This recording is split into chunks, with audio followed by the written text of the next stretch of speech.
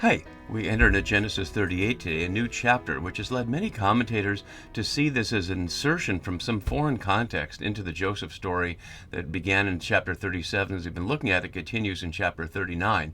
But it's not. It's plainly not by anybody who chooses to see it in connection, and we will see many examples of that. But before we jump into that, I just want to note on the right side of the screen, this is one of the questions we were looking at in the introductory video that we said we would look at in detail as we go, and here we are on number 4 in particular, the question of the relationship of chapter 38 to the surrounding section.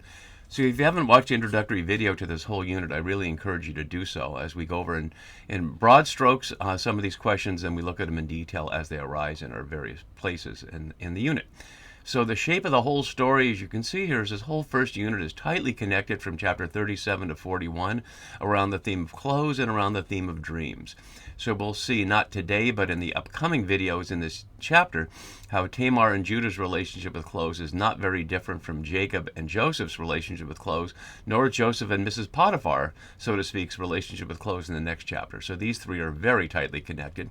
But the link also is to the dreams at the beginning of this chapter and the dreams we see in chapter 40 and 41. So it's as if these two themes have been focused in chapter 37 and they're distributed each across two chapters to make this nice tight unit. And there's many proofs, if you will, of why this is a tight unit, and let's look at some of those as we go. So here are some examples of parallels between the character and what Judah does here and what Joseph did, both in 37 but also especially in 39, the chapter that follows. And you can see all those various elements there. I won't go over those all in detail, but I will post it as I do at radicalbible.net. But there's also a number of verbal parallels between our chapter 38 now and what we saw in chapter 37, including that Judah goes down from his brothers and settles a different place, and I suggest, as we'll see, simultaneously with Joseph taken down to Egypt. The basic argument is chapter 38 is taking place at the same time as what happens when Joseph goes into Egypt. It's an entire generation, as Judah's woman has 3 sons, and they grow up and become of marriageable age themselves. But we also see issue of Judah's time of mourning and Jacob's time of mourning, both over the death of his son, the covering of Tamar by her face to shield who she is, and the brothers covering over Joseph's blood. Judah promising to send as a pledge to Tamar a kid from the flock, and his brother slaughtering a kid to fool their father. Judah makes a search for the woman who he thinks is a prostitute but couldn't find her, and Reuben comes back and can find Joseph, and both of them end with the question of recognizing with please clothing that signifies the person, and in both cases it recognized. So that's a very tight set of connections, but there's more. We can see here connections beyond this, not just to the immediate surrounding chapters, but to the bigger themes as we were looking at here with the connection with the David story. So we can see here what we'll see is the names of Judah's children really echo some of the family names in the David story. So Onan and Amnon, and Amnon's lad, as it'll be described as Naar, as here, and Solomon and Shelah, and then the unusual situation of Judah going down to someone named Hira, who we know nothing else about and really has not much of a role, but how close that is to David, and then Solomon's supporter Hiram. Bathsheba Bathshua, daughter of Shua, is what we hear here. The father's name is Shua, and she's the daughter of Shua, so Bathshua. And then the pair of Tamars. So a number of those as well. So we'll see a whole series of ways in which these are connected. Another way that's connected, which I haven't seen a scholar do, but is really a function for me of doing these Radical Bible videos. Because as you may know, and I've noted in various of my sequences here, the chapters as we have them are a function of the medieval copying process to help the copyists in the monasteries keep track of where they were. They're not part of the original text. But I've been going over and through these passages from 1st and 2nd Samuel and from Genesis, a unit at a time in the sense of about the amount that I can do in 15 or 20 minutes, the length of these videos, not by chapters. And I started them at the same time, and interestingly, being on Genesis 38 in the Genesis sequence, and being on 2 Samuel 13 in the Samuel sequence. So in other words, by starting in the beginning of Genesis and the beginning of 1 Samuel, I end up at the same time at the Tamar stories. Maybe that's a coincidence, but maybe it's not. Maybe the Genesis story, written and composed after the David story, positioned this story here as parallel to the story of Tamar in 2 Samuel. There's no way to prove that, but it's at least as evident as some of the bad correlations we'll see scholars make about the death of the sons-in-law here. So another element we want to look at in our story is the shape of it. The whole thing forms a nice chiasm for the whole chapter. So it begins with bearing sons and it ends with bearing sons. It has here the question of potentially providing children for Tamar, but the spilling of seed and the refusal to give seed. And then the flip side of it comes down here when she's declared that she's in the right and Judah and his sons were in the wrong.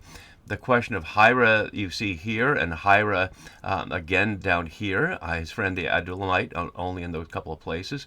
The contrast, or here rather, the widow's garments that she puts on here and taking off the veil she does there.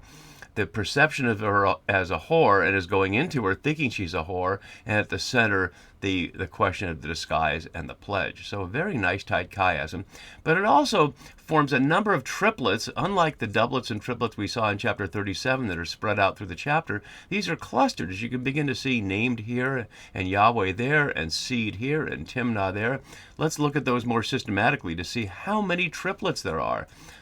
Most of them are clustered, as you can see here, but some of them are spread out to help make the chiasm, as we see it with Adullamite there, and we see with daughter-in-law here. But notice it also focuses on the various ways that Tamar is named.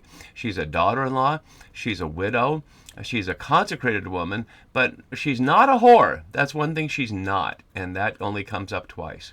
But also the give me her or not find her and seed are all 3 times. So a sequence of 3, starting, of course, with the 3 sons, who I didn't name here because they each have different names. And one of the things we'll see later, I won't go over it now, but when we see Tamar next time decide what to do in the face of Judah's intransigence to give her the 3rd son, Shelah, for fear that she's poisoned, we'll see a whole sequence of the way of women in Genesis, of how deception can be used in the face of superior power. So we'll look at that more next time.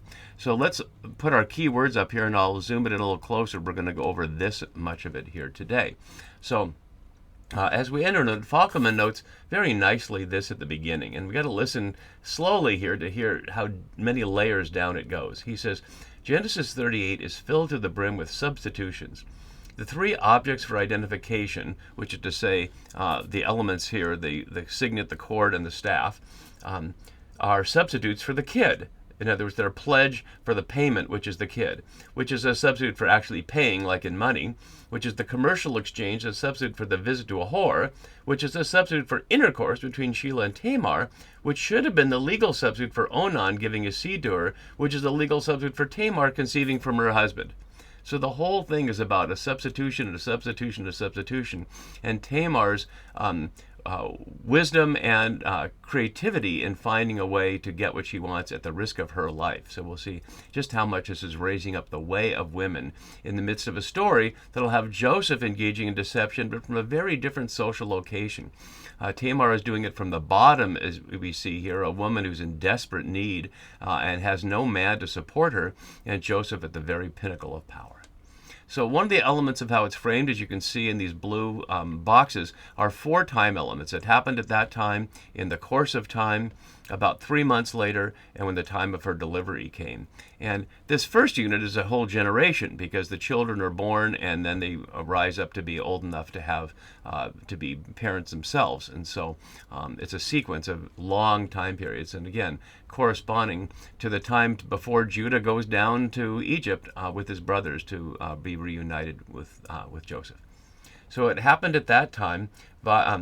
Vaithi Ba'eth here, and we see that a couple other times as references, and there's Clifford's note below saying what I had just suggested, that it matches the time period that follows. So Judah went down from his brothers. We saw Judah in the last scene, and let's just be reminding, if you haven't looked at it, we only saw before the last scene his birth announcement, and then we saw him offer to sell his brother, that's supposedly to be merciful instead of killing him, but he's trying to make a profit off it. Then we'll have our chapter here, and then we'll have him give 2 major speeches one to Jacob and one to Joseph, the longest speech in Genesis. And then finally, Jacob's deathbed almost response to all his children at the end. So when we get to the Judah elements here, we should certainly be aware of how badly Judah looks here until the point at the end when he acknowledges that justice is on Tamar's side. And that's a very unusual thing in a story like this for a man in power to acknowledge that a woman, quote unquote, below him on the social order was right and he was wrong.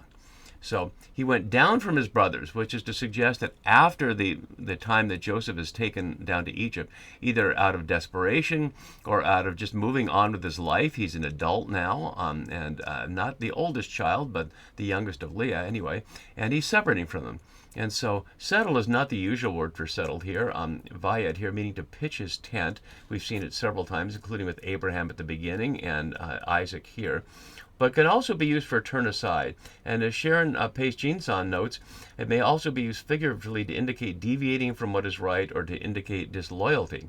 And so there's a little hint there of that, and it's part of the ongoing element in the story of Jacob's sons here, starting from chapter 37, of all the intentional ambiguity of intention and action that we're meant to read multiple ways.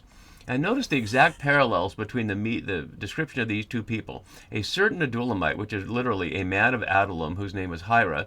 Then Judah saw the daughter of a Canaanite man whose name was Shua.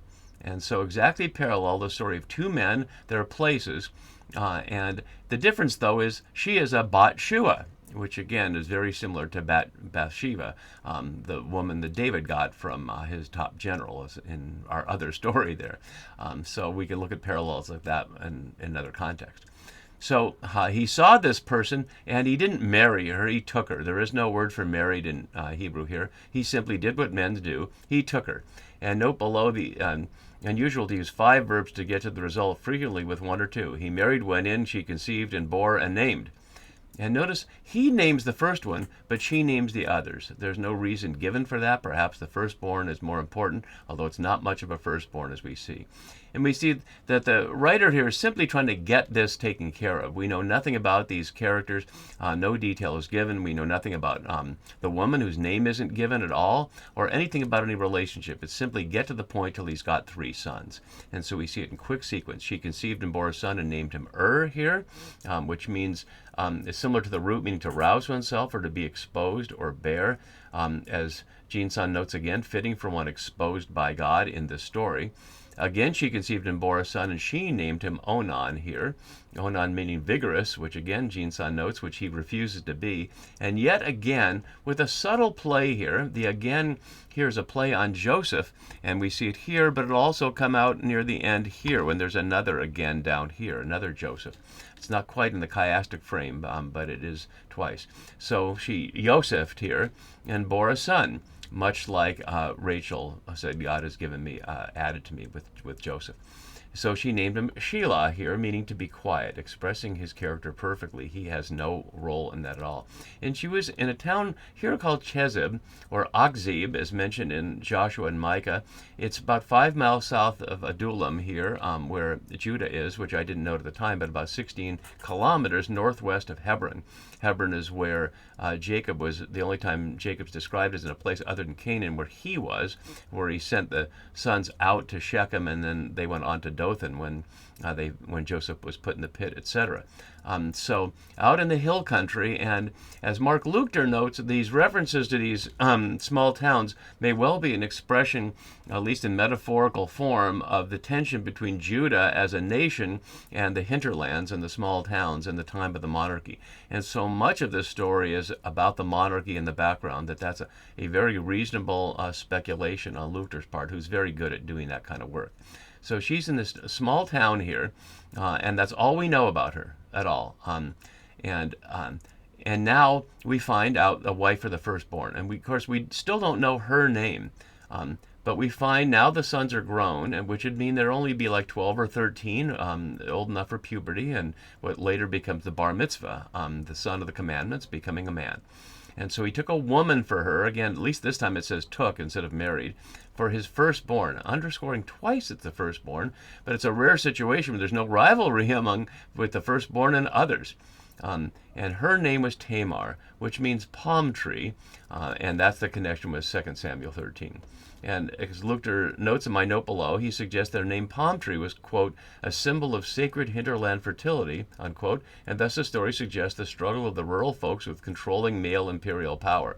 As he says, if the narrative is a metaphor for the uprooting of the rural Judahite population, then Judah's mistreatment of Tamar parallels the monarchic administration's mistreatment of the hinterland and its institutions. And we'll see that in the David story, actually, when we get to the Solomon story, when he appoints tax masters to supervise over 12 districts and make sure that people are paying up. So we'll see how that echoes more later. But then the story takes a turn. As Westerman notes, it was a custom to explain such a premature death as a punishment by God for a crime. But I'd suggest that's completely missing the point here. There's not that there's a death that needs to be explained, is the death needs to happen for the story to reach the point that it's happening. So there's no particular reason that is described as wicked or evil here, Ra'ah, which is a pun on there. It's just that he's evil and he's out of the way. The term evil in the sight of Yahweh is, interestingly, only one other time in Genesis other than here, and that starts the flood off. And both situations have a man and 3 sons, too, and are parties to incestuous relationships. An interesting parallel between Noah and his sons here and Judah and his 3 sons. And so, as I note here, the full phrase, evil in the eye of Yahweh, is only here. And it's a key Deuteronomistic term of judgment. Does that suggest Deuteronomistic influence, or is it anti-Deuteronomistic? Because certainly the so-called Levirate obligation, as we'll see, taken up here, which is that when your brother dies without bearing children, the younger brother has the responsibility of going into his woman and bearing children in his brother's name, comes from Deuteronomy 25, as we'll see in the connecting, I'll look at it right now, in connecting with the word perform here via bem, and we can see that exactly in Deuteronomy 25:5. When brothers reside together and one of them dies and has no son, the woman of the deceased shall not be married outside the family to a stranger. Her husband's or man's brother shall go into her, taking her in marriage and performing the duty of a husband's brother. That's the matching word there. So he's telling them to do that, but the characters in the story don't know Deuteronomy. That's a mistake that a number of commentators make, is suggest the story is taking place within the legal framework of the Torah. But by putting this in Genesis, it's plainly making the point that this is pre-Torah. It's before Moses, it's before Sinai, it's before the covenant. So the audience knows about this duty as being a law in Deuteronomy according to Yahweh and Moses, but the characters in the story don't. They're just simply doing it. So let's go back a verse there. So we saw that Yahweh put him to death, and then Judah said to Onan, go to your brother's wife and do this, and raise up offspring or seed for your brother. And the word for offspring is always seed.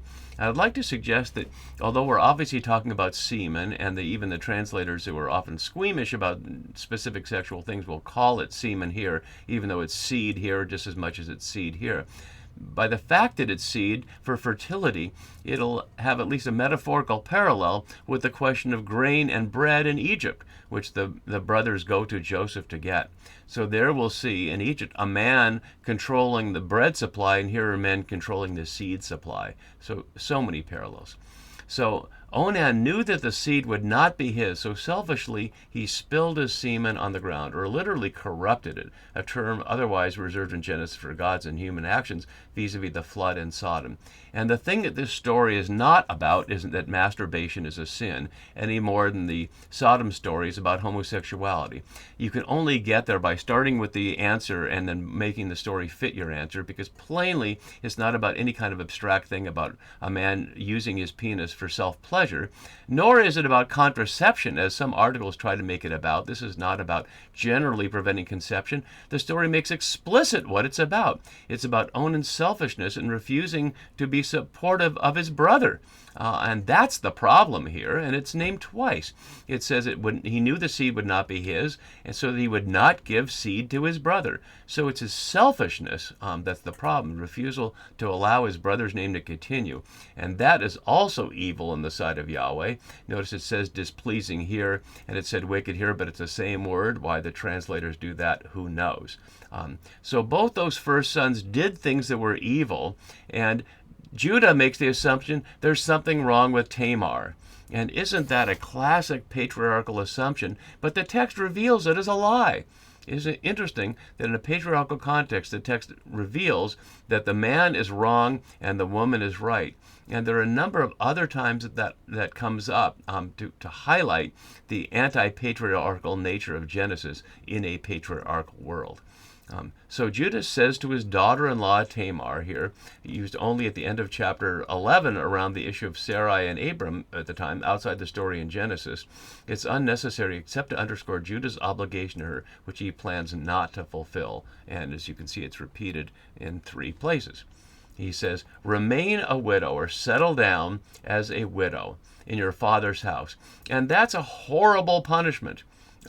Which is to say, in her father's house, she cannot be offered to another man because she's already had a man, and so no other man will take her from another family, and yet she has no one to support her, and it's suggesting that Judah's not going to support her, her father-in-law is not going to support her, so she's being pushed back into her father's house, which we know nothing about whether he wants or what the situation is. So everything about Judah here is looking really bad. And then he lies to her.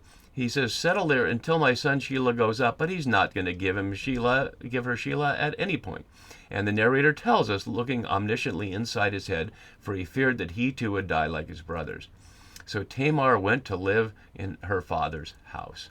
And so that's the situation where Tamar has to put on not just the veil, but on the way of women, to come up with a clever way to overcome the patriarchal pressure that would leave her bereft, so that she too can bear children and continue to live in dignity. And we'll see how that goes next time. See you then. Bye-bye.